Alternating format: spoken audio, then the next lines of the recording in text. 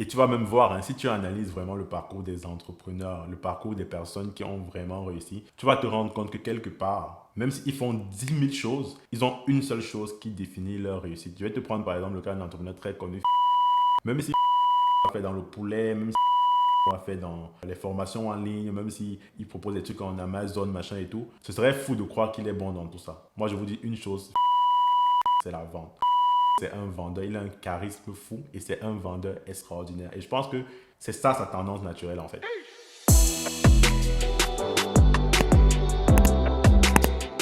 Aujourd'hui, le développement personnel est vraiment présenté comme la nouvelle église. C'est un peu comme la voie incontournable pour la réussite aujourd'hui. Beaucoup de contenus de développement personnel sont publiés sur Facebook, sur YouTube, sur Instagram. D'ailleurs, même, il y a une blague très drôle, hein, je vais mettre ça à l'écran. Une blague très drôle que j'ai vue récemment d'un mec qui essayait de pousser quasiment une montagne. Et en bas, c'était écrit juste après la séance avec mon coach de développement personnel. Comme quoi le développement personnel a cette manière-là de te booster et de te faire croire que tu peux faire des choses insurmontables, finalement des choses que tu n'es vraiment pas capable de faire. Et comme on peut voir sur Internet, justement, comme ça, beaucoup de contenu en développement personnel, les 5 tips pour être le meilleur entrepreneur, les 10 habitudes à obtenir pour être riche comme Bill Gates. Et ça peut aller dans tous les domaines d'activité, hein. Par exemple, des fois, tu peux avoir des trucs comme les 5 tips pour être millionnaire en immobilier, ou même des domaines comme les relations hommes-femmes, où tu peux avoir des trucs comme 5 conseils à appliquer pour rencontrer la femme de ta vie, ou alors 5 conseils à appliquer pour avoir au moins 10 conquêtes par année. Et moi-même, j'avoue que sur ma chaîne, je publie souvent pas mal de contenu comme ça, comme par exemple, j'ai fait des vidéos où je parlais des 5 trucs à appliquer pour avoir peut-être 5 000 € par mois, etc. L'une des raisons pour lesquelles tous ces contenus en développement personnel sont une débilité profonde, c'est qu'ils ne tiennent pas en compte d'un concept ou alors d'un principe qui pour moi est fondamental à la réussite de n'importe quelle personne. Ils ne tiennent pas en compte de ce que je vais appeler ici et ce dont je vais en parler sur cette chaîne présentement, qui est la tendance naturelle ou la nature profonde. C'est-à-dire que les conseils qu'on donne en développement personnel essayent juste de résoudre des problèmes bien profonds par des techniques à 2 balles. Ce n'est pas vrai aujourd'hui que si tu appliques les conseils de Jeff Bezos, tu vas devenir Jeff Bezos. Pourquoi? Parce que ça marche sur Jeff Bezos parce que c'est Jeff Bezos. Les conseils que Warren Buffett applique marchent parce que c'est Warren Buffett. Les conseils que je donne sur ma chaîne marchent parce que c'est moi, en fait. Une personne B qui appliquerait les mêmes trucs que moi ne va pas forcément arriver au même résultat que moi. Je sais que c'est pas vendeur de dire ça comme ça, mais c'est le cas. Et c'est le cas parce qu'on n'a pas forcément la même nature profonde. Et j'aimerais vraiment qu'on parle de ce concept dans cette vidéo. Si tu es nouveau sur la chaîne, vraiment c'est très très important pour nous. On est une nouvelle chaîne. N'hésite pas à t'abonner pour faire grandir notre communauté. Et surtout, partage les vidéos que tu penses être pertinentes et qui pourraient aider d'autres personnes. Laisse-nous des likes parce que ça nous permet vraiment de monter dans l'algorithme YouTube et avoir beaucoup plus d'impact. En fait, je pense que toute personne a une tendance naturelle. Et la tendance naturelle, c'est la facilité à faire un certain type de travail. C'est-à-dire que des fois, tu vas avoir des gens qui sont manuels. C'est-à-dire que pour eux, c'est beaucoup plus facile de faire des travaux d'agriculteurs, de fermiers, etc. Des travaux pour lesquels ils vont construire des choses de leurs mains. Des fois, il y a des gens qui sont beaucoup plus cérébraux.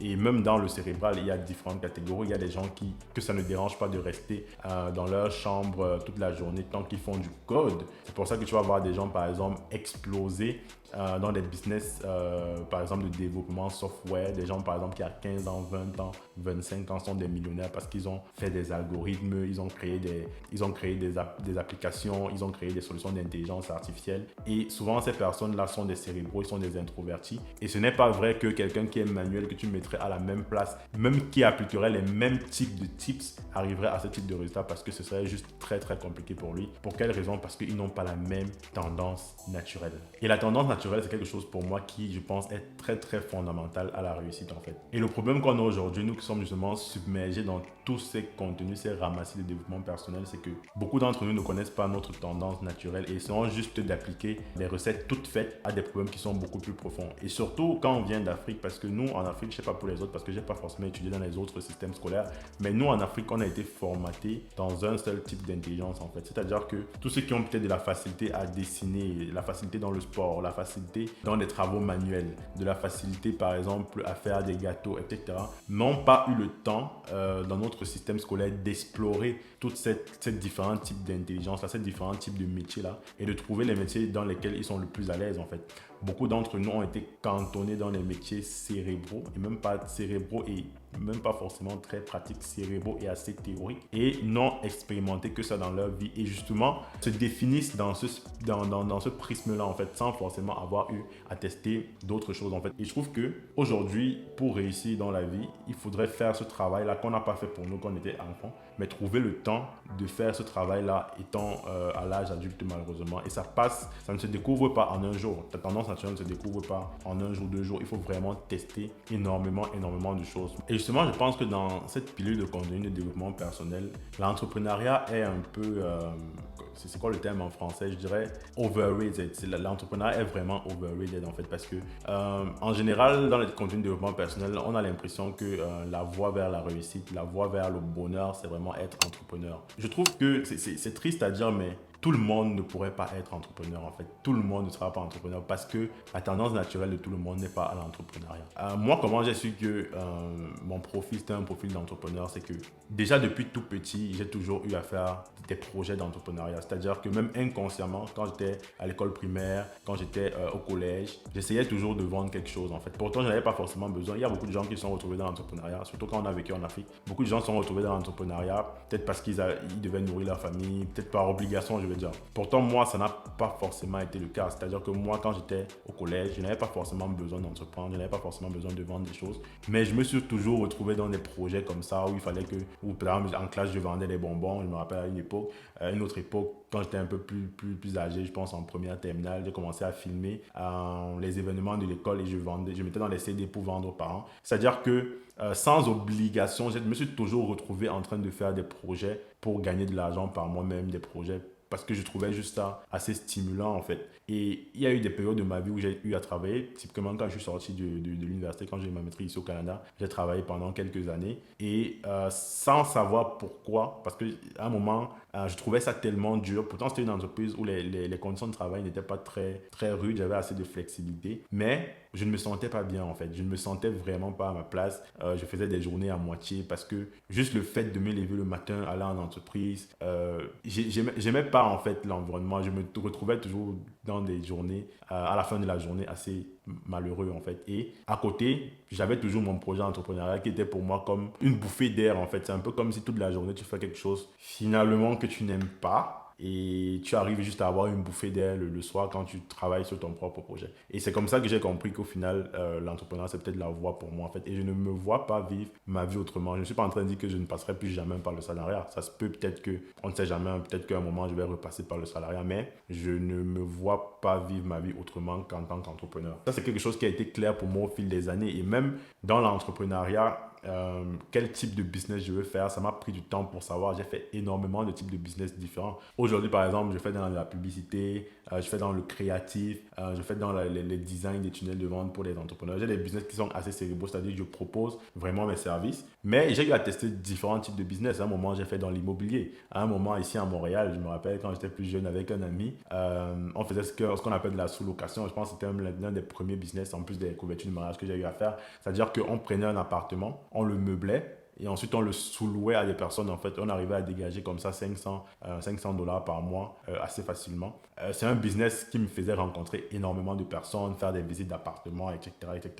Je l'ai fait pendant quasiment 2 ans avant de comprendre que finalement, bon, c'est pas peut-être dans ce type de business que je me projette. Donc, j'ai vraiment eu à tester beaucoup de choses pour comprendre au final qu'est-ce que j'aime faire. Et même là, c'est toujours un process, c'est toujours un travail qui est en processus parce que je n'ai pas encore, je ne dirais pas que j'ai vraiment trouvé le truc qui me passionne, le truc pour lequel je suis fait. Je continue toujours à tester parce que finalement, j'ai compris que la clé de la réussite n'est pas d'appliquer les 5 tips pour faire telle chose, les 5 tips de n'importe quoi, mais c'est de trouver sa tendance naturelle. Et tu vas même voir, hein, si tu analyses vraiment le parcours des entrepreneurs, le parcours des personnes qui ont vraiment réussi, tu vas te rendre compte que quelque part, même s'ils font 10 000 choses, ils ont une seule chose qui définit leur réussite. Je vais te prendre par exemple le cas d'un entrepreneur très connu, Philippe Simon. Même si Philippe Simon a fait dans le poulet, même si Philippe Simon a fait dans les formations en ligne, même s'il propose des trucs en Amazon, machin et tout, ce serait fou de croire qu'il est bon dans tout ça. Moi, je vous dis une chose, Philippe Simon, ce qui fait Philippe Simon, c'est la vente. Philippe Simon, c'est un vendeur, il a un charisme fou et c'est un vendeur extraordinaire. Et je pense que c'est ça sa tendance naturelle en fait. N'importe quel entrepreneur que tu regarderas, qui a peut-être des skills par-ci par-là, etc. Tu vas te rendre compte qu'en fait, il a une tendance naturelle pour laquelle il avait justement des prédispositions et sur laquelle il a travaillé. Et c'est ça qui fait sa réussite aujourd'hui. Donc, en tant qu'entrepreneur, c'est très, très important de trouver sa tendance naturelle. Et pour finir, j'aimerais dire à ceux qui m'écoutent qu'il n'y a pas de mal à être un exécutant, en fait. Un monde rempli uniquement d'entrepreneurs, c'est un monde détestable. Si aujourd'hui, les entrepreneurs ont la cote comme sur Internet, c'est parce qu'ils ne sont pas très nombreux, en fait. Les entrepreneurs, on les apprécie parce qu'ils sont dans un monde d'exécutants. C'est-à-dire qu'un monde uniquement d'entrepreneurs, je pense qu'on détestera. Parce que les entrepreneurs sont des personnes qui sont déjà uniques, qui sont socialement souvent instables.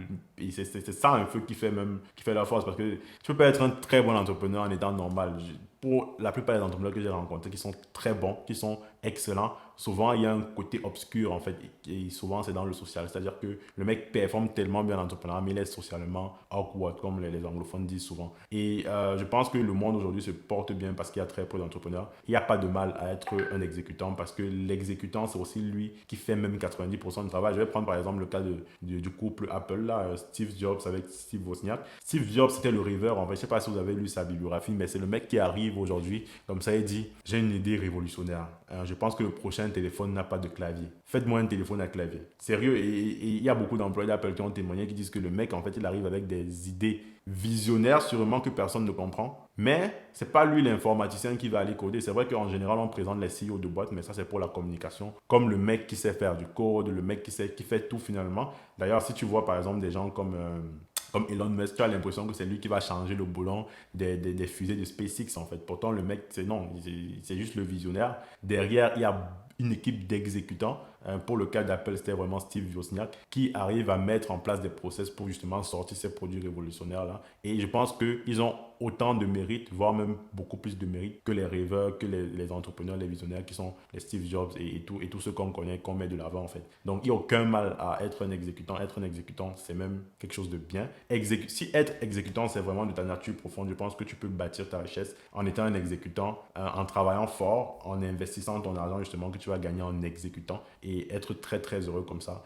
Il n'y a aucune raison d'envier les entrepreneurs parce que voilà, ils ont un peu de côte, etc. Écoute, ça m'a fait vraiment plaisir de parler de ça avec toi aujourd'hui parce que malheureusement, je trouve que c'est un sujet fondamental à la réussite de toute personne, mais malheureusement, sur Internet, personne n'en parle. Beaucoup de gens te donnent juste des tips par-ci par-là, mais personne ne t'aide vraiment ou ne te dit vraiment que le départ de tout succès, c'est de trouver vraiment sa nature profonde, de trouver sa tendance naturelle. Si tu as aimé la vidéo, si tu as un avis contraire, n'hésite pas à liker, n'hésite pas à me donner un commentaire, ça m'intéresserait vraiment de savoir qu'est-ce que tu en penses. Et surtout, n'hésite pas à partager la vidéo à ceux et celles que tu penses que ça pourrait impacter et aussi ça fera grandir notre communauté. Allez, je te dis à très bientôt pour la suite.